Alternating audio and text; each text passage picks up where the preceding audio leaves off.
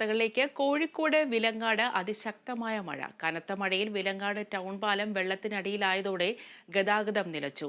മഞ്ഞച്ചിളയിൽ നിന്ന് 30ഓളം കുടുംബങ്ങളെ മാറ്റിപ്പാർപ്പിച്ചു.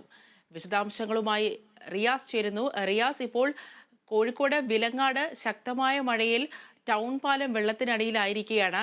ഇപ്പോഴും മഴ ശക്തമായി തന്നെ തുടരുകയാണോ? മാത്രമല്ല, ഉരുൾപൊട്ടൽ സാധ്യതയുള്ള മഞ്ഞച്ചിളയിൽ നിന്ന് 30ഓളം കുടുംബങ്ങളെ ഇപ്പോൾ മാറ്റിപ്പാർപ്പിച്ചിട്ടുമുണ്ട്. അനുപ്രിയ, ഇന്ന് പുലർച്ചെയാണ് അതിശക്തമായ മഴ വിലങ്ങാട് പ്രദേശത്ത് തുടങ്ങിയത്.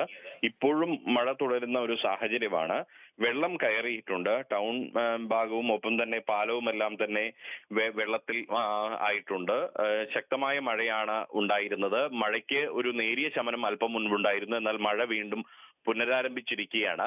വയനാട് ഉരുൾപൊട്ടൽ ദുരന്തമുണ്ടായിട്ടുള്ള ജൂലൈ 30-ന് വിലങ്ങാടും ശക്തമായൊരു ഉരുൾപൊട്ടൽ ഉണ്ടായിരുന്നു. എന്നാൽ ആളപായം ഒന്നു മാത്രമായിരുന്നു ഈ വിലങ്ങാട് ഉണ്ടായിരുന്നത്. വലിയ നാശനഷ്ടമായിരുന്നു വിലങ്ങാട് ഉണ്ടായത്. നിരവധി വീടുകൾ തകരുകയും നിരവധി സ്ഥാപനങ്ങൾക്ക് കേടുപാടുകൾ സംഭവിക്കുകയും ചെയ്തു. ഏകദേശം 50ഓളം കെട്ടിടങ്ങൾക്കാണ് അന്ന് നാശനഷ്ടം സംഭവിച്ചത്. എന്നാൽ മാത്യു എന്ന് പറയുന്ന റിട്ടയർഡ് അധ്യാപകനായിരുന്നു അന്ന് ഈ ഉരുൾപൊട്ടൽ ദുരന്തത്തിൽ മരിച്ചിരുന്നത്. മരണത്തിന്റെ വ്യാപ്തി കുറവായതിനാലും വയനാട് ദുരന്തത്തിന്റെ വ്യാപ്തി വലിയ തോതിൽ ഉള്ളതിനാലും തന്നെ അത് കാര്യമായി ആരും തന്നെ ചർച്ച ചെയ്യപ്പെടേണ്ട രീതിയിൽ അത് ചർച്ച ചെയ്യപ്പെട്ടോ എന്നുള്ളത് ഇപ്പോഴും ചോദ്യചിഹ്നമായി നിൽക്കുകയാണ്. വിലങ്ങാടിന്റെ പുനരധിവാസ പ്രവർത്തനങ്ങൾ ഉൾപ്പെടെ നടന്നു വരികയാണ്. അതിനുള്ള ചർച്ചകളെല്ലാം നടന്നു വരികയാണ്. അതിനിടെയാണ് വീണ്ടും വിലങ്ങാട് പ്രദേശത്ത് അതിശക്തമായ മഴ പെയ്ത് തുടങ്ങിയിരിക്കുന്നത്.